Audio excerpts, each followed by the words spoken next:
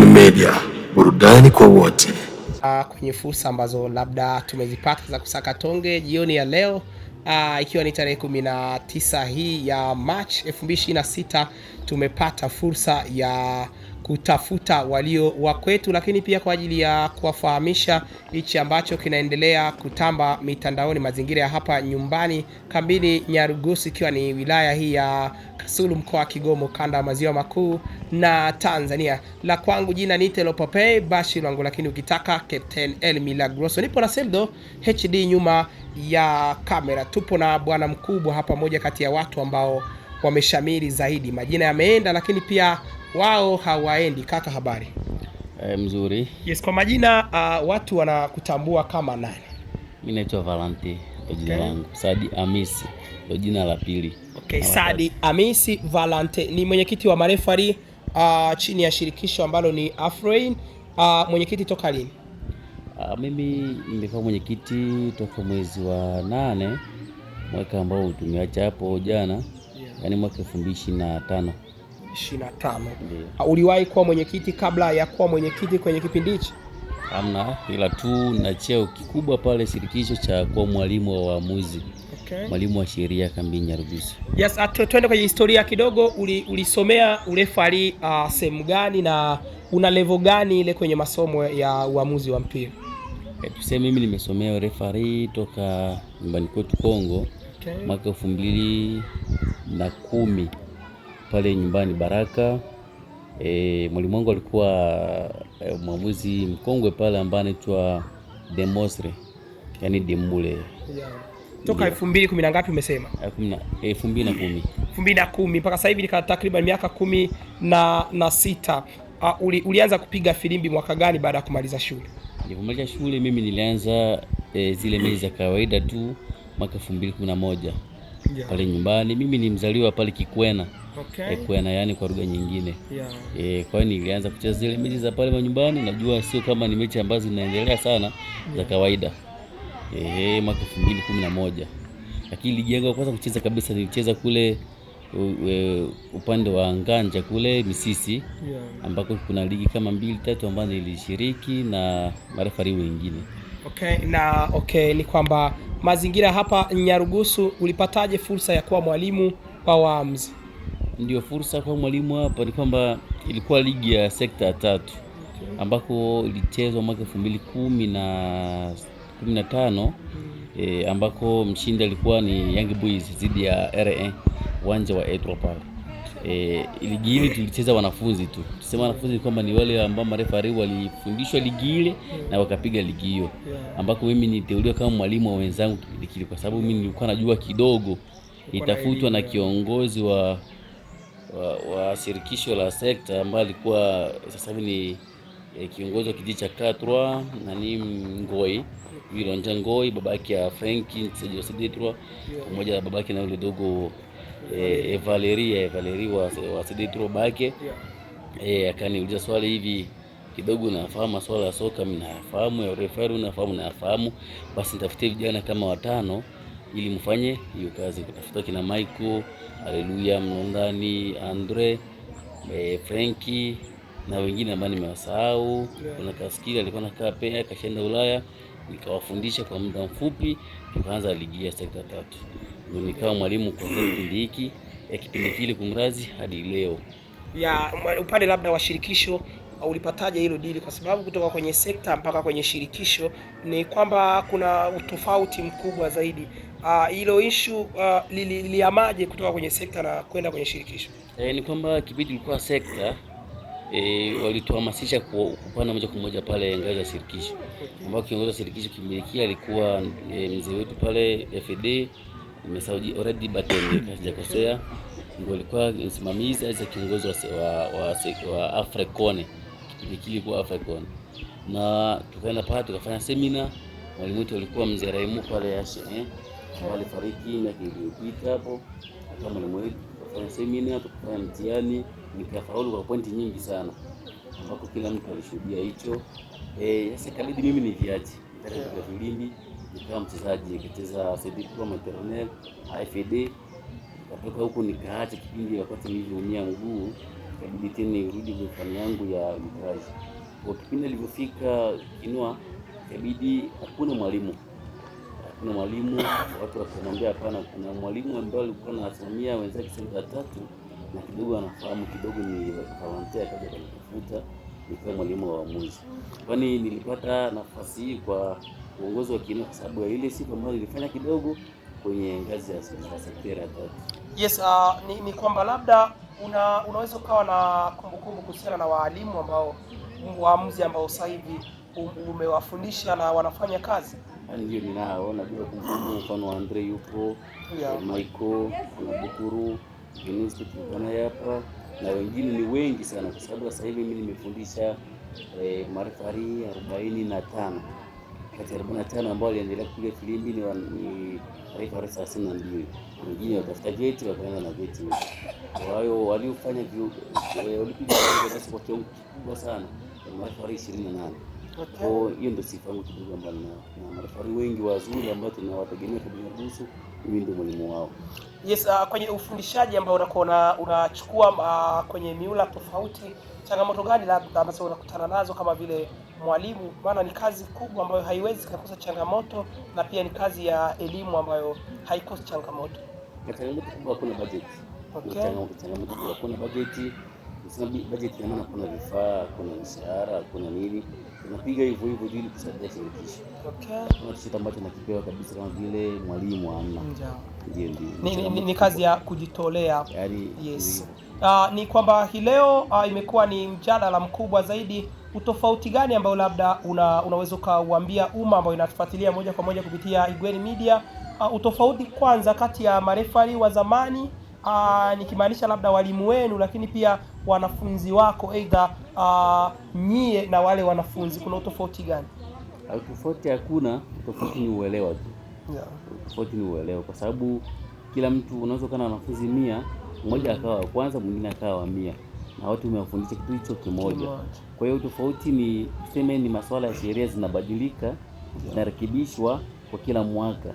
Ndio tofauti, lakini referee ni mmoja, referee ni yule, hakuna tofauti. Ile tofauti ni uelewa wa kile ambacho tulifundishana. Ni kwamba sisi tunasoma na tunatafsiri hapa sheria, tunafundishwa kuhusiana na sheria gani za FIFA, za CAF, za Tanzania kwa mfano TFF, aidha ni za shirikisho, aidha nyie mnafundisha sheria kwa ujumla? Tunafundisha sheria zote kwa sababu mwamuzi ana vitabu kama 4 ambavyo vinamlinda. Kuna vitabu vya ndani ya uwanja na nje ya uwanja. Lakini ndani ya uwanja kuna kitabu kimoja kikubwa ambacho ni sheria 17 za mpira wa miguu ambazo FIFA ndio ilitengeneza. Na sheria hizi ukiziangalia vizuri zilianza kutengenezwa mwaka 1863. Ikaanza kutengenezwa na timu ya Sheffield United. Ndio timu Kongo ambayo ilitengeneza baadhi ya sheria. Hadi sasa hivi sheria hizi zinaishi. Na hizo sheria ndio tunafundishwa hasa kwenye swala mzima la referee. Na ukizifahamu hilo unalifahamu vizuri, lakini kuna sheria zingine za nje ya uwanja. Mfano, referee ni mtu ni kioo cha jamii, ambako siwezi nikafanya makosa nje ya uwanja kwa sababu nipo nje ya uwanja. Kwa natakiwa nijiheshimu ndani na nje. Mfano, referee ya kibaka anatakiwa adhibiwe kisheria na kikanuni na kimichezo, kwa sababu hauruhusiwi kubaka, hauruhusiwi kuiba, vitu kama hivi. Yes, ni kwamba sasa hivi ligi ya Umoja wa Wakimbizi imesimamishwa, na kama ni kitu ambacho kwetu sisi labda hatuna ushahidi, ni kwamba shirikisho wao walikuwa wanaamuru kalenda iendelee kufanya kazi, lakini wewe ndiye mwenyekiti wa marefari, tukasikia kwamba kumeandikwa barua ya marefari kutoridhishwa na maamuzi yaliyochukuliwa na baraza la nizamu kuhusiana na mechi ya Makabe dhidi ya timu ya Ghetto Boys, ambao labda ilisare kwa matokeo ya 1-1, lakini baada ya dakika zote 90 kulikuwa na changamoto ya mashabiki wa Makabe kuweza kumshambulia referee. Hili nalo limekaaje na kipi ambacho labda kimeendelea? Taarifa hizi ni za ukweli kwamba kuna barua kutoka umoja wa marefari, aidha kiongozi wa marefari, ambayo labda imesababisha ligi na simama? Ndio, barua imeandikwa na mwenyekiti wa marefari. Barua imeandikwa na umoja wa marefari. Japokuwa hakuna kundi ambalo lina kiongozi. Na mimi ndio kiongozi wa umoja wa marefari.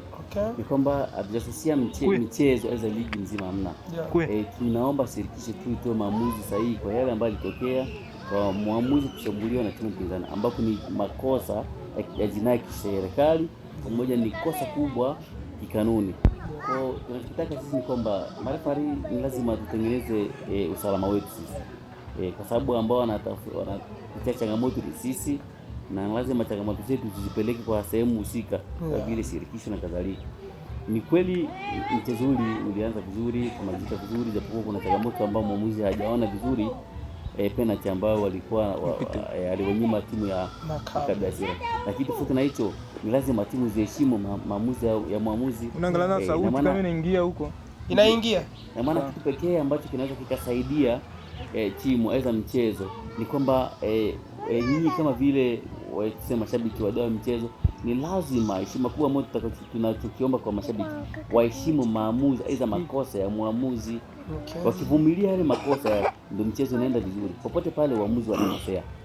Lakini kambini kuna changamoto kubwa kwamba baadhi ya timu hawaheshimu, hawavumilii yale makosa ya muamuzi. Kwa muamuzi akikosea ndio wamepata fursa ya kumshambulia, na ni vitu ambavyo havitakiwi kisoka, havipo kabisa, kwa sababu yule ni muamuzi ambaye anatoa tuseme maamuzi direct. Ni mwanasheria ambaye anaamua direct, sio kwamba ni indirect, kwa sababu mwanasheria wa siasa yeye anaamua indirect. Unaweza kana kesi umeiba, lakini ikawa siku fulani aidha kwenye mahakama kabla ya kutolewa hukumu lazima watakusomea kipengele kwenye kitabu, lakini sisi tusome kwenye kitabu, tunaamua kile ambacho tukisoma tutakielewa. Tukielewa vibaya hapo tunatoa maamuzi vibaya, tukielewa vizuri tunatoa maamuzi vizuri. Na maana shida ni kwamba maamuzi kuna sometimes inaweza kutoka vibaya, watu wanavumilia, natoka mazuri, watu wanavumilia. Ndio changamoto kubwa ambayo tunayapa kama. Yes, sasa kitu gani ambacho labda nyie hamkuridhishwa nacho kuhusiana na baraza la nidhamu? Maana najua walitoa baadhi ya barua ambazo zina vipengele vya kuwafungia kama vile refari wa mchezo, lakini pia mwenyekiti wa timu ya Maccabi.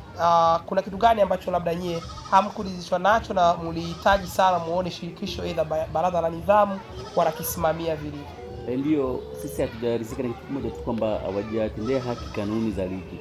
Okay. Kanuni za ligi ukisoma ibara la article D ibara la pili, najua article la pili aidha kwa Kiingereza nasema kwamba kiongozi au za mshabiki aidha timu za wachezaji watakaoshambulia refa lazima timu itapigwa adhabu fulani ambao wanaandika pale. Ukisoma ibara la 18 kipengele cha D inasema kwamba timu yoyote, kiongozi, mshabiki, mchezaji wakimshambulia maamuzi nje, ndani aidha baada ya mchezo, timu hiyo itafungiwa ligi mbili. Kwa hiyo vipengele hivyo hawajajiheshimu, kwa sababu sisi kama vile mmoja wa marefari. Lakini kwa swala la kufungia maamuzi tuliridhika kwa sababu alikosea. Na kama itakuwa nafasi ya kumtetea kwa sababu yeye ni mwanadamu, anaweza kumtetea. Ni kwamba toka mmeandika barua na kuipeleka bodi kuu ya michezo, kuna kitu ambacho kinaendelea kama process, mlisambishwa, mliitwa mpaka sasa hivi? Sisi hatujaandika barua kupeleka bodi. Ila bodi tuliwapa tu copy conform as nakala. Okay. Hatujaandika barua hilo. Ila barua tulipeleka kwa uongozi wa shirikisho, na kwa bahati nzuri wakatusikiliza, wakaadhibu timu ya Maccabi. Timu ya Maccabi imeadhibiwa ligi mbili. Yaani mpaka sasa hivi ni kwamba mlichokuwa mnakihitaji tayari kimetendewa haki. Kimetendewa haki. Sasa masuala ya ligi kuendelea aidha kutokuendelea ni swala la shirikisho na bodi, sio ya kwetu tena marefari. Na kwenu tayari ni kwamba limeamuliwa kama mlivyokuwa mnatarajia, lakini pia limetafsiri sheria sambamba zaidi na kile kinachokuwepo. Na kitu gani ambacho labda unahisi mashabiki wengi wanakuwa wanalia sai kwamba marefari wanaharibu sana mchezo, mazingira hapa nyumbani? Una kipi labda cha kuweza kuwaelewesha kuhusiana na hawa watu ambao ni mashabiki, lakini pia wao hawajapita shule kuhusiana na kujua kanuni lakini pia sheria 17 na tafsiri sahihi ambayo marefari wao wanadai kwa marefari wanakosea? Ni kweli marefari wanakosea, lakini refari hawezi karibu mchezo. Kukosea kwa refari sio kwamba anaharibu mchezo, hapana. Sisi tunashuhudia Ulaya, mwamuzi anashinda kuweka penalty halali, lakini mchezo unaendelea. Wiki mfano mechi ya Maccabi Asira na Sidetwa, mechi haijaharibika kwamba refari alikosa kuweka penalty kama imeharibika hapo hapo. Timu iliridhika na maamuzi ya refari, ikaweka kona, wakapiga kona, mechi ikaendelea, ikaisha. Mashabiki wakaingia wakamvamia mwamuzi na kumshambulia, kwamba ni kwamba kosa la referee haliwezi kuharibu mchezo. Badala yake tu nimesema kwamba heshima kubwa ambayo tunayoomba kwa wadau wa mchezo aidha timu za Kambini Nyarugusu ni kwamba wao wavumilivu kwa makosa ya waamuzi. Popote pale makosa ya waamuzi yapo, lakini sehemu ambako watu wanaendelea vizuri wanavumilia yale makosa. Acha nikwambie kitu kimoja tu ndugu yangu mtangazaji, ni kwamba sheria inasema hivi, sheria mchezo wa mpira wa miguu ni mchezo wa kimakosa. Okay. Ndio maana makosa ya referee ni makosa kibinadamu na ni sehemu ya mchezo. Bila makosa kuna sehemu nini ya mchezo. Ndio maana sheria inasema kwamba kwa sababu ya hilo timu aidha mtu yoyote yule, shabiki, mchezaji, kiongozi haruhusiwi kumshambulia kwa maneno hasa kwa kumpiga referee kwa sababu amekosea, kwa sababu makosa yake ni sehemu ya mchezo. Kwa msipochukua kama vile makosa ya mwamuzi ni sehemu ya mchezo, pale vurugu inaingia. Msitegemee kwamba mwamuzi ni Mungu au ni malaika, ni mwanadamu ambaye labda anaweza akakosea aidha akasahau kile ambacho alikisoma. Yes, ni kwamba labda kitu gani ambacho ungekiomba wewe labda kifanyike kwa ajili ya kuhakikisha usalama wa mchezo na kuwepo, lakini pia usalama wa marefari ambao wamekuwa ni waanga wakubwa kwenye matatizo ya vurugu kama hizi kipindi mchezo labda unapokuwa hujaeleweka upande wa mashabiki? Cha kwanza usalama lazima uimarike Kambini Nyarugusu, kwa sababu bila usalama kuna kitakachoendelea. Okay. Kwa hiyo ningeomba tu usalama, security kwa nyingine, polisi, sungusungu wao wengi kwenye mchezo, kwa sababu wenzetu wilaya ndo wanaendelea, lakini usalama unafika wanakuja wengi sana. Kwa hiyo ningeomba hapa Kambini Nyarugusu watengeneze taratibu wa usalama. Polisi wanakuja kwa sababu ya kulinda. Hivyo kufika kwenye mchezo ni swala mzima la usalama pia. Kwa ningeomba majukumu ya usalama wailinde kwenye mchezo, kwa sababu ya nini? Kuna michezo ambao mashabiki wanafikia kwa kumshambulia mwamuzi bila kukosea. Mfano mechi ya SD Arbitro. Mchezo umeanza vizuri kama vizuri, lakini mashabiki walijisikia tu kumshambulia kwa sababu ni kitu ambacho hawakizoea. Kingine kwamba ningeomba tu shirikisho wasimamie vyema zile kanuni ambazo zinalinda nini usalama wa mchezo, kwa sababu bila kanuni zile hakuna usalama. Yes, okay, hakuna usalama. Kitu gani ambacho ungetamani sana kumalizia nacho kuhusiana na soka jumla Kambini Nyarugusu? Kambini Nyarugusu kuna soka nzuri. Ni kwamba kile ambacho tunakiongea mara kwa mara kwamba heshima ya mchezo ni kuingilia makosa ya mwamuzi. Hicho tu labda nitaongea kwa watu wote. Yes, ni kwamba ligi haijasimamishwa na marefari sasa hivi, lakini pia kuheshimu makosa ya watu wote inakuwa ni halali zaidi. Sheria ni msumeno inakula kwa refari, lakini pia inakula makabe hasira. Ghetto Boys mchezo ulitamatika na matokeo yakawa ni ya 1-1, lakini pia walichokifanya makabe hasira inakuwa ni tafsiri ambayo sio sahihi. Mimi ni Captain El Milagroso, referee ambaye ni kiongozi wa marefari Valente. Ulikuwa nami Sedo HD nyuma ya kamera, na like, comment, share, subscribe kwa ajili ya kupata update zetu. Hii ni Gwen Media na kunako majaliwa tukutane wakati mwingine.